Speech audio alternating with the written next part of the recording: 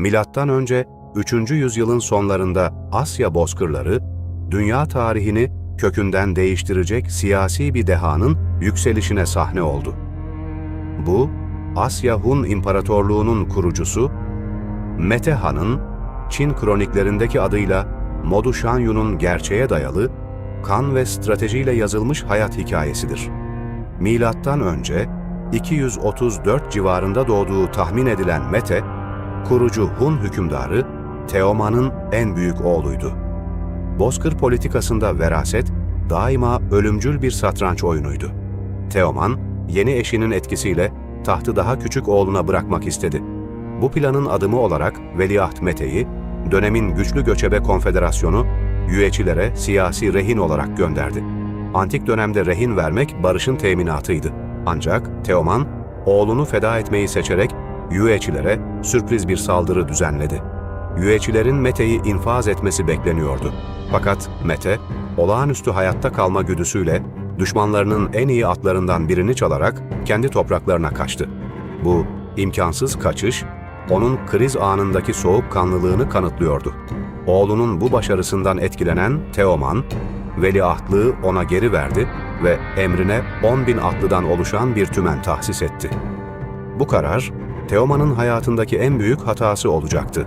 Mete, bu birliği tarihte benzeri görülmemiş bir disiplinle eğitmeye başladı. Mete, ıslıklı ok adı verilen aerodinamik bir silah icat etmişti. Askerlerine ölümcül bir emir verdi. Islıklı okumu nereye atarsam, hepiniz tereddütsüz oraya ateş edeceksiniz. Okunu benimle aynı hedefe atmayanın başı anında vurulacaktır. Bu mutlak itaat kuralını test etmek için önce okunu kendi atına ateşledi. Tereddüt eden askerlerini oracıkta idam ettirdi. Sonra okunu en sevdiği eşine çevirdi. Ok, atmakta duraksayanların sonu mutlak ölüm oldu. Birlik artık etten ve kemikten bir savaş makinesine dönüşmüştü. Milattan önce 209 yılında babasıyla çıktığı bir sürek avı sırasında Mete, ıslıklı okunu doğrudan babası Teoman'a yöneltti. 10.000 asker, milisaniye bile düşünmeden Teoman'ı ok yağmuruna tuttu. Bu kanlı ama kusursuz darbeyle Mete Han tahta oturdu. Tahta çıktığında doğudaki komşuları, Dunkular, Mete'nin babasını öldürmesini bir zayıflık sanıp diplomatik provokasyonlara başladı. Önce Mete'nin en iyi atını, ardından sevdiği eşini istediler.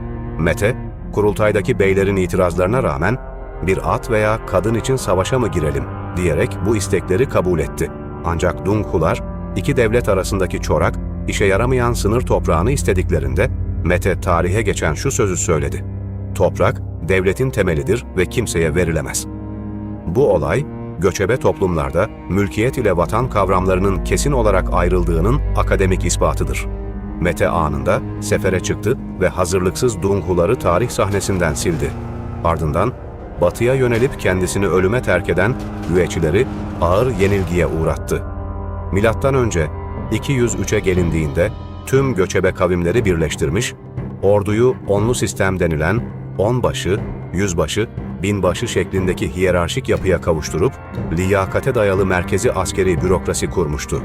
Mete'nin asıl büyük askeri sınavı devasa komşusu Han Hanedanı ile olacaktı.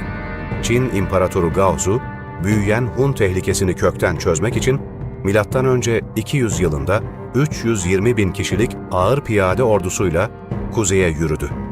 Mete, doğrudan meydan muharebesine girmek yerine Bozkır'ın klasik sahte geri çekilme taktiğini uyguladı.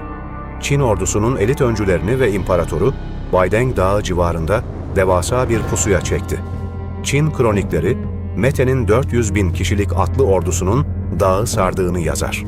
Doğuda kır, batıda beyaz, kuzeyde siyah, güneyde doğru atlardan oluşan bu simetrik düzenli ordu, imparatoru dondurucu soğukta 7 gün aç ve susuz şekilde kuşattı. Baideng Muharebesi, askeri tarihte kusursuz bir lojistik harbidir. Mete Han'ın gerçek stratejik dehası tam da burada ortaya çıkar. O, devasa yerleşik nüfusa sahip Çin'i tamamen işgal etmenin, kendi göçebe halkının zamanla Çin kültürü içinde eriyerek asimile olmasına yol açacağını biliyordu. Bu yüzden Çin imparatorunu yok etmek yerine onu diplomatik bir anlaşmaya zorladı. Pekin Antlaşması'na göre Çin, Bunlara her yıl ipek, şarap, tahıl vergisi ödeyecek ve bir Çin prensesi Shan Yu ile evlenecekti. Bu model, Doğu Asya jeopolitiğini yüzyıllarca şekillendirecekti. Milattan önce 174'te öldüğünde, Büyük Okyanus'tan Hazar Denizi'ne uzanan, askeri birliği sağlanmış muazzam bir imparatorluk bıraktı.